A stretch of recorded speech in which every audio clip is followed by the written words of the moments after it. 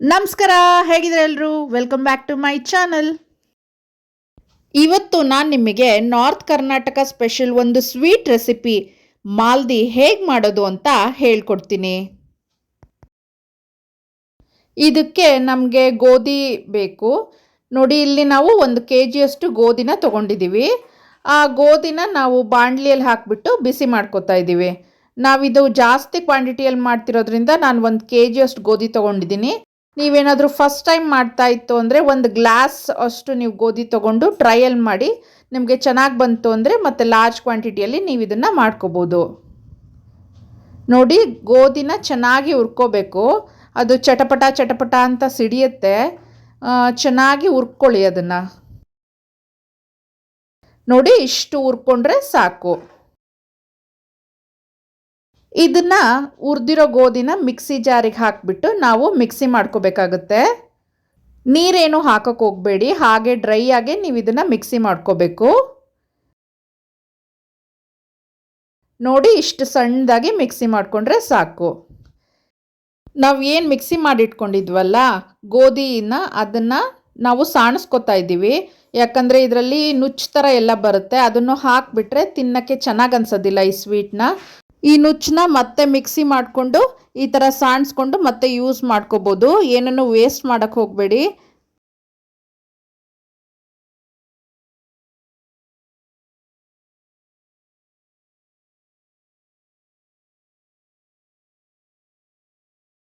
ನೋಡಿ, ಇವಾಗ 1 kg ಗೋಧಿಗೆ ಅರ್ಧ kg ನಾವು ಹುರ್ಗಡ್ಲೆ ತೊಗೊಂಡಿದ್ದೀವಿ. ನೀವೇನಾದರೂ 1 ಕಪ್ಪಷ್ಟು ನೀವು ಗೋಧಿ ತೊಗೊಂಡಿತ್ತು ಅಂದರೆ ಅರ್ಧ ಕಪ್ಪಷ್ಟು ನೀವು ಹುರ್ಗಡ್ಲೆ ತೊಗೊಂಡು ಮಿಕ್ಸಿ ಮಾಡ್ಕೊಳ್ಳಿ. ಅದನ್ನು ಕೂಡ ನೋಡಿ, ಹುರ್ಗಡ್ಲೆನ ಸಣ್ಣದಾಗಿ ಮಿಕ್ಸಿ ಮಾಡ್ಕೊತಾ ಇದ್ದೀವಿ. ಇಷ್ಟು ಸಣ್ಣಕ್ಕೆ ಮಿಕ್ಸಿ ಆದರೆ ಸಾಕು. ನಾವು ಕಡಲೆ ಏನು ಮಿಕ್ಸಿ ಮಾಡ್ಕೊಂಡಿದ್ವಲ್ಲ ಅದನ್ನು ಕೂಡ ಸಣ್ಣೆಯಲ್ಲಿ ಮತ್ತೆ ಸಾಣಿಸ್ಕೊಳ್ಳಿ. ನಾವು ಗೋಧಿ ಕಡಲೆ ಏನು ಮಿಕ್ಸಿ ಮಾಡಿಟ್ಕೊಂಡಿದ್ವಲ್ಲ ಅದಕ್ಕೇ ನಾವು ಸ್ವಲ್ಪ ಸ್ವಲ್ಪ ಬೆಲ್ಲನ ಹಾಕ್ಕೋತಾ ಮತ್ತೆ ಇದನ್ನು ಮಿಕ್ಸಿ ಮಾಡಬೇಕಾಗುತ್ತೆ. ನಾವಿಲ್ಲಿ 1 kg ಗೋಧಿ ಹಾಗೆ ಅರ್ಧ kg ಕಡಲೆ ತೊಗೊಂಡಿರೋದ್ರಿಂದ 1.5 kg ಬೆಲ್ಲನ ಆ್ಯಡ್ ಮಾಡಿ ಮಿಕ್ಸಿ ಮಾಡ್ತಾ ಇದ್ದೀವಿ. ನೋಡಿ, ಸ್ವಲ್ಪನೇ ಹಾಕ್ಕೊಂಡು ಮಿಕ್ಸಿ ಮಾಡ್ತಾ ಇದ್ದೀವಿ. ನೀವೇನಾದರೂ 1 ಕಪ್ ಗೋಧಿ ಅರ್ಧ ಕಪ್ಪು ಹುರ್ಗಡ್ಲೆ ತೊಗೊಂಡಿತ್ತು ಅಂದರೆ 1.5 ಕಪ್ಪಷ್ಟು ಬೆಲ್ಲನ ಹಾಕಿಬಿಟ್ಟು ನೀವು ಮಿಕ್ಸಿ ಮಾಡ್ಕೊಳ್ಳಿ.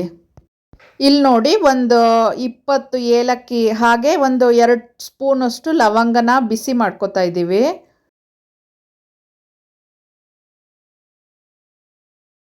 ಸ್ವಲ್ಪ ಕೆಂಪು ಹತ್ತೋ ಥರ ಸ್ವಲ್ಪ ಬಿಸಿ ಆದರೆ ಸಾಕು. ತುಂಬ ಬಿಸಿ ಮಾಡ್ಕೊಳಕ್ಕೆ ಹೋಗಬೇಡಿ, ಸೀದೋಗ್ಬಿಡುತ್ತೆ. ಸ್ವಲ್ಪ ಬಿಸಿ ಮಾಡ್ಕೊಳ್ಳಿ. ಹಾಗೆ ಒಂದು 3 ಟೇಬಲ್ ಸ್ಪೂನಷ್ಟು ಗಸಗಸೆನೂ ಕೂಡ ನಾವು ಬಾಣಲಿಯಲ್ಲಿ ಹಾಕಿಬಿಟ್ಟು ಬಿಸಿ ಮಾಡ್ಕೊತಾ ಇದ್ದೀವಿ. ಒಂದು 2 ಮಿನಿಟ್ಸ್ ಈ ಥರ ಬಿಸಿ ಮಾಡಿದರೆ ಸಾಕು. ಏನು ಬಿಸಿ ಮಾಡಿಟ್ಕೊಂಡಿದ್ವಲ್ಲ ಏಲಕ್ಕಿ ಲವಂಗನ ಮತ್ತೆ ಇದನ್ನು ಮಿಕ್ಸಿ ಮಾಡ್ಕೊತಾ ಇದ್ದೀವಿ.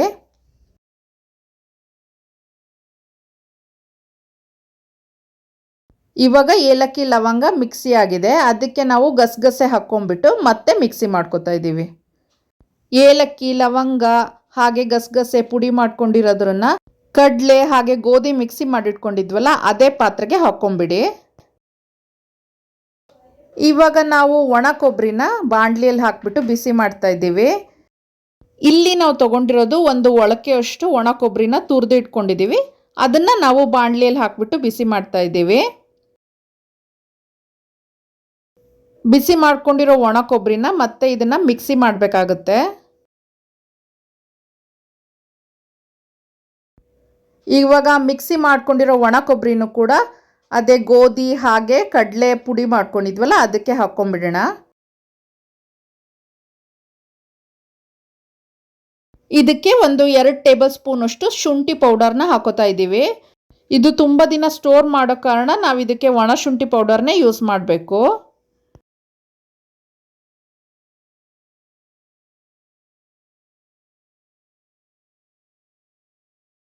ಇವಾಗ ಎಲ್ಲದನ್ನು ಚೆನ್ನಾಗಿ ಮಿಕ್ಸ್ ಮಾಡ್ಕೊಳ್ಳೋಣ.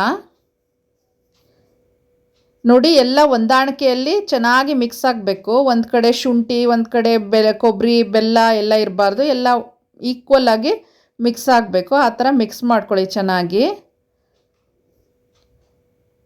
ನೋಡಿ ಇವಾಗ ಮಿಕ್ಸ್ ಮಾಡ್ಕೊಂಡಾದ್ಮೇಲೆ ನಮ್ಮ ಮಾಲ್ದಿ ರೆಡಿಯಾಗಿದೆ. ಇದೇನಪ್ಪ ಪೌಡ್ರ್ ಥರ ಇದೆ, ಚೆನ್ನಾಗಿರುತ್ತಾ ಅಂತ ಎಲ್ಲ ಯೋಚನೆ ಮಾಡೋಕ್ಕೆ ಹೋಗಬೇಡಿ. ಒಂದು ಸತಿ ಇದನ್ನು ಮಾಡ್ಕೊಂಡು ತಿನ್ನಿ. ನಮ್ಮ ಕಡೆ ಎಲ್ಲ ದಸರಾಗೆ ಹಾಗೆ ಯುಗಾದಿಗೆ ಈ ಸ್ವೀಟು ಮಾಡೇ ಮಾಡ್ತಾರೆ. ಬನ್ನಿ ಇವಾಗ ಮಾಲ್ದಿ ತಿನ್ನೋದು ಹೇಗೆ ಅಂತ ಹೇಳ್ಕೊಡ್ತೀನಿ. ಕೆಲವೊಬ್ರಿಗೆ ಗೊತ್ತಿರುತ್ತೆ, ಕೆಲವೊಬ್ರಿಗೆ ಗೊತ್ತಿರೋದಿಲ್ಲ ಹೇಗೆ ತಿನ್ನೋದು ಅಂತ. ಹಾಗಾಗಿ ನಾನು ಇದನ್ನು ಮಾಡ್ತಾಯಿದ್ದೀನಿ. ನೋಡಿ, ಒಂದು ಬೌಲಲ್ಲಿ ಮಾಲ್ದಿ ಹಾಕ್ಕೊಂಡಿದ್ದೀನಿ. ಅದಕ್ಕೆ 1 ಟೇಬಲ್ ಸ್ಪೂನಷ್ಟು ತುಪ್ಪ ಹಾಕ್ಕೊಂಬಿಟ್ಟು ಬಾಳೆಹಣ್ಣು ಹಾಕ್ಕೋಬೇಕು. ಈ ಥರ ಸಣ್ಣದಾಗಿ ನಾವು ಬಾಳೆಹಣ್ಣ ಕಟ್ ಮಾಡಿ ಹಾಕ್ಕೋಬೇಕು.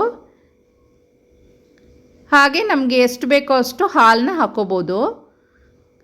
ತುಂಬ ತೆಳುವಾಗಿ ಮಾಡ್ಕೋಬಾರ್ದಿದ್ದು, ಸ್ವಲ್ಪ ಗಟ್ಟಿಯಾಗೇ ಇರಬೇಕು, ತಿನ್ನೋಕ್ಕೆ ಚೆನ್ನಾಗಾಗುತ್ತೆ. ಸೊ ಜಾಸ್ತಿ ಹಾಲು ಹಾಕ್ಕೊಳಕ್ಕೆ ಹೋಗಬೇಡಿ. ಈ ಸ್ವೀಟ್ನ 1 ತಿಂಗಳು ಇಟ್ಕೊಂಡು ತಿಂದ್ರೂ ನಮಗೆ ಕೆಡೋದಿಲ್ಲ. ನೀವು ಸ್ಟೋರ್ ಮಾಡಿಕೊಂಡು ಆರಾಮಾಗಿ ತಿನ್ಬೋದು. ನೋಡಿ, ಇವಾಗ ಇಷ್ಟಾದರೆ ಸಾಕು. ತುಂಬ ನೀರು ಥರ ಮಾಡ್ಕೊಳಕ್ಕೆ ಹೋಗಬೇಡಿ. ನಾನು ನಿಮಗೆ ವಿಡಿಯೋದಲ್ಲಿ ತೋರಿಸ್ತಾ ಇರೋ ಕಾರಣ ನಾನು ಸ್ಪೂನ್ ಯೂಸ್ ಮಾಡಿಕೊಂಡೇ ಮಿಕ್ಸ್ ಮಾಡ್ತಾಯಿದ್ದೀನಿ. ನೀವು ನಮ್ಮ ಇಂಡಿಯನ್ ಸ್ಪೂನ್ಸ್ ಇದೆಲ್ಲ, ಅಂದರೆ ನಮ್ಮ ಬೆರಳುಗಳ್ರಿ, ಅದರಿಂದನೇ ಚೆನ್ನಾಗಿ ಕಿವುಚ್ಕೊಂಬಿಡಿ. ಕಿವುಚ್ಕೊಂಡು ಬಾಯಲ್ಲಿ ಇಟ್ಕೊಳ್ಳಿ. ಆಹಾ, ಎಷ್ಟು ರುಚಿಯಾಗಿರುತ್ತೆ ಗೊತ್ತಾ. ಪ್ರತಿ ಹಬ್ಬಕ್ಕೂ ಹೋಳ್ಗೆ ಮಾಡ್ಕೊಂಡು ತಿನ್ನೋದು ಕಾಮನ್. ಈ ಥರ ಒಂದು ಸತಿ ಸ್ವೀಟ್ ಮಾಡ್ಕೊಂಡು ತಿನ್ನಿ, ಮಾಲ್ದಿ ಸೂಪರಾಗಿರುತ್ತೆ. ಈ ವಿಡಿಯೋ ನಿಮಗೆ ಇಷ್ಟ ಆದರೆ ಲೈಕ್, ಶೇರ್, ಕಮೆಂಟ್ ಹಾಗೆ ಸಬ್ಸ್ಕ್ರೈಬ್ ಮಾಡೋದನ್ನು ಮರಿಬೇಡಿ. Thank you. ಬಾಯ್.